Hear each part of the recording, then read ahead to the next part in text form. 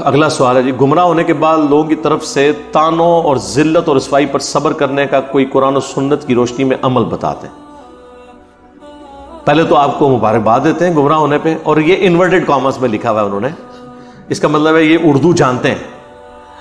اردو میں جب انورٹڈ کاما میں یا انگلش میں بھی کوئی بات لکھی جاتی ہے تو وہ مقدس معنوں میں لکھا جاتا ہے۔ کہتے ہیں نا میرا مقدس جرم ہے، وہ جرم نہیں ہوتا۔ سچائی کے لیے کھڑا ہونا ہے تو اسے جرم کہنے کے لیے نا مقدس جرم کہہ دیا جاتا ہے، اور اگر مقدس کا لفظ نہ لکھنا ہو تو پھر انورٹڈ کاما میں لکھا جائے گا کہ میرا جرم یہ ہے۔ جرم سے مراد کہ میرا اچھا کام یہ ہے، وہ بالکل اس کے الٹ معنوں میں لیا جاتا ہے۔ سب سے پہلے تو اللہ کا شکر ادا کریں کہ آپ بھی انگلی کٹا کے شہیدوں میں شامل ہو گئے۔ صحابہ کرام علیہم رضوان کو اللہ تعالیٰ نے جب ہدایت دی نبی علیہ السلام کے ذریعے تو ان کے تو ماں باپ کے خلاف انہیں تلوار بھی اٹھانی پڑ گئی جنگوں میں۔ آپ پہ تو یہ نوبت نہیں آئی۔ زیادہ زیادہ آپ کو تانے دیں گے تو سنتے رہیں اور اللہ کا شکر ادا کریں کہ آپ بھی انگلی کٹا کے ان شہیدوں میں شامل ہو رہے ہیں۔ قیامت والے دن اللہ تعالیٰ اس چھوٹی سی قربانی کے عوض ہمیں صحابہ کرام، اہل بیت اور اپنے انبیاء کا پڑوس نصیب فرمائے، آمین۔ یہ اللہ سے دعا کرنی چاہیے۔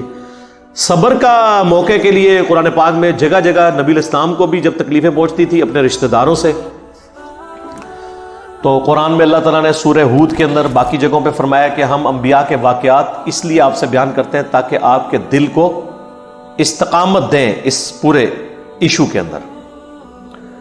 آپ ہمارے بندے نوح کو یاد کریں، آپ ہمارے فلاں بندے کو یاد کریں، یوں اللہ تعالیٰ کی طرف سے تسلیاں دی جاتی ہیں انبیاء کے واقعات۔ تو سر آپ بھی انبیاء کرام کے واقعات جو قرآن میں ہیں کہ ان کی قوموں نے ان کے ساتھ کیا سلوک کیا ان کو یاد کریں، ہمارے نبی علیہ السلام کی تکلیف کو یاد کریں، حسین ابن علی کی تکلیف کو یاد کریں، تو آپ کو اپنی تکلیفیں بڑی چھوٹی بلکہ بونی سے بھی بونی نظر آنا شروع ہو جائیں گی۔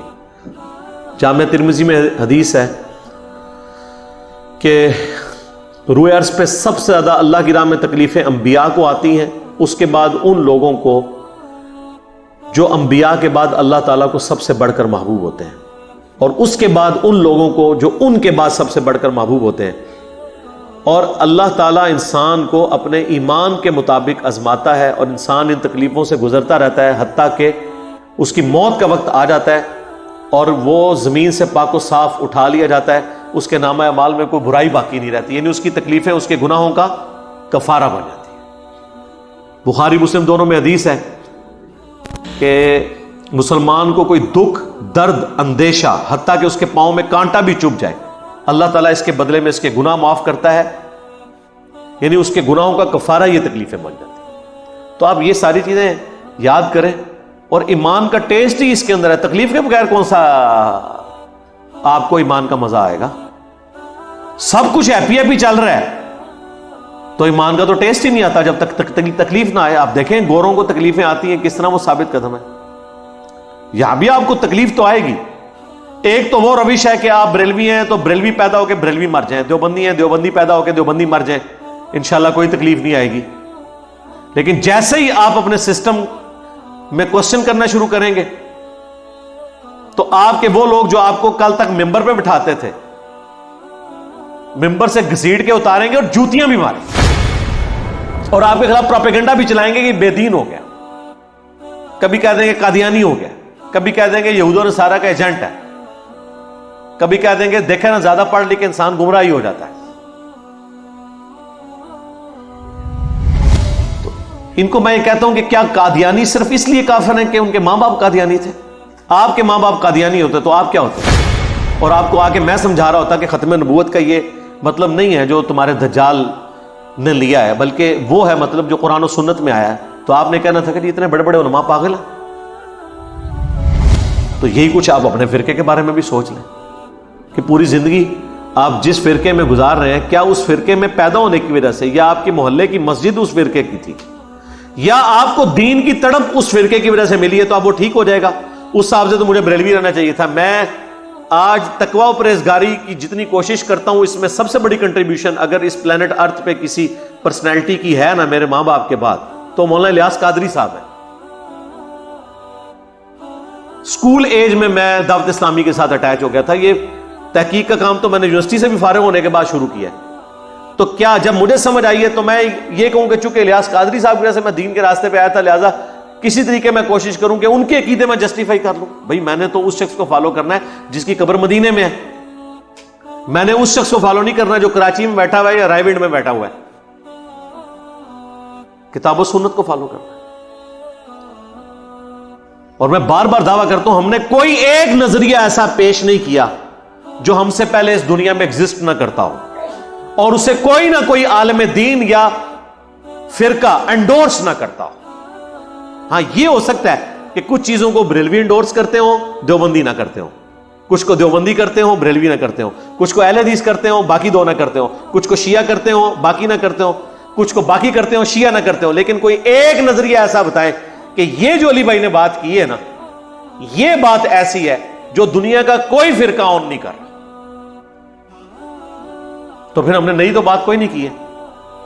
اس اعتبار سے دیکھا جائے تو سارے فرقے ہی نئے ہیں. بریلوی کی جن باتوں کو دیوبندی غلط کہتے ہیں تو پھر بریلوی مان لینا کہ یہ ساری باتیں دین میں نہیں ہیں، اور دیوبندیوں کی جن باتوں کو بریلوی غلط کہتے ہیں دیوبندی مان لے کہ ٹھیک ہے جی ان کو چھوڑ دیتے ہیں، ہم جن کو بریلوی صحیح مانیں گے ہم بھی انہی کو صحیح مانیں گے. ہاں آ جاؤ، تو تیار ہوئے گا. ہمارے ایک بڑے قریبی دوست ہیں، انہیں ایک دیوبندی عالم صاحب کہنے لگے آپ نے بریلوی ہونا ہے ہو جائیں، دیوبندی ہونا ہے ہو جائیں، اہل حدیث ہونا ہے ہو جائیں، انجینئر کو نہ سنا. اور خود دیوبندی ہیں وہ. ان سے اگر ہم پوچھ رہے ہیں کہ بریلوی کیوں ہوں، آپ کے بڑوں نے تو لکھا ہے کہ وہ ایک شیطانی لشکر ہے جو علماء دیوبند رضی اللہ عنہم پر حملہ آور ہوا ہے جیسا کہ شیاطین انبیاء پہ ہوتے تھے. اور اگر وہ بریلوی مشورہ دے رہا ہے اسے کہیں کہ میں دیوبندی کیوں ہوں. آپ کے اعلی حضرت نے لکھا ہے کہ ان کے کفر میں شک کرنے والا بھی کافر ہے. اور یہ سارے فرقے بریلویوں کے سوا دیوبندی، اہل حدیث، قادیانیوں کو بیچ میں ذکر کیا انہوں نے، رافضی یعنی شیعہ کو بھی ذکر کیا، کہا کہ یہ سب کے سب 1,00,000 دفعہ بھی اللہ کا نام لیں تو ذبیحہ مردار ہی رہے گا، کیونکہ یہ سب کے سب مرتد ہیں. یہ بھی لکھا تھا، یعنی واجب القتل، دین چھوڑ کے. حالانکہ یہ ٹیکنیکلی غلط ہے. مرتد تو تب ہوتے ہیں کہ جب یہ فرقے بریلویوں سے نکلے ہوتے ہیں. فرقے تو پائی اس دن ہی بن گئے سن جس دن نبی علیہ السلام دنیا تشریف لے گئے سن. ثقیفہ بنی ساعدہ والے دن ہی 2 بڑے فرقے تو بن گئے تھے، لیکن اس وقت وہ فرقے سنی شیعہ پولیٹیکل اختلاف میں تھے، عقیدے میں دونوں ایک تھے، اور اس کو ہم فرقہ بھی نہیں مانتے. فرقہ اس وقت ہوتا ہے جب آپ عقیدے کی بنیاد پہ اختلاف کرتے ہیں. تو یہ تو سارا سلسلہ اسی وقت شروع ہو گیا تھا.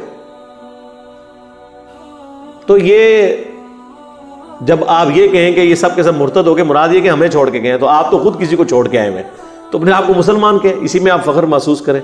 باقی مجلس نمبر 50 ہے میرے سے 22 سوالات ہوئے 4.25 گھنٹوں میں. انٹرویو آف انجینئر محمد علی مرزا.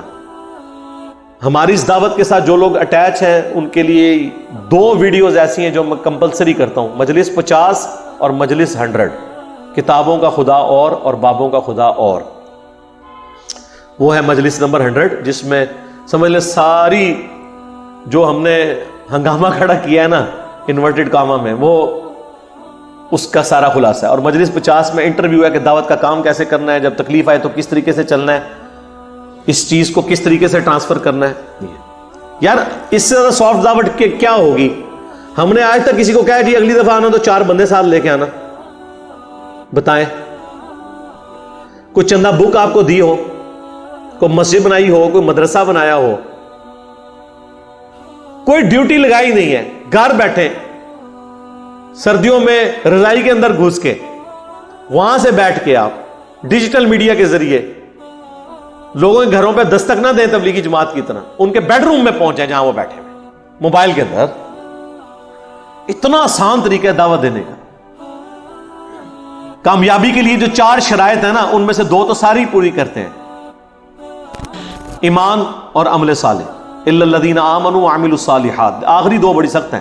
وتواصوا بالحق وتواصوا بالصبر. سچائی کی تلقین کرنی ہے اور پھر جب پھینٹی لگے تو صبر بھی کرنا ہے. یہ آخری 2 شرطیں جو ضروری ہیں جنت میں جانے کے لیے، یہ اس وقت تک پوری نہیں ہوں گی جب تک کہ آپ قریبی رشتہ داروں خصوصاً اپنے بیوی بچوں کو اور اپنے دوست احباب تک دعوت کا کام نہ کریں. تو تبلیغی جماعت والے تو بےچارے اتنا رسک لیتے ہیں، جا کے دروازہ کھٹکھٹاتے ہیں. آپ کو تو رسک لینے کی ضرورت نہیں، اپنا دروازہ بھی نہ کھولیں، کسی کا کھٹکانا تو دور کی بات، اپنے بھی دروازے کے اندر بیٹھ کے اس کے بیڈ روم میں موبائل کے اندر پہنچ جائیں. کتنی سافٹ طریقہ ہے دعوت دینے کا. تو اب تو وہ بھی تکلیف کوئی نہیں ہے.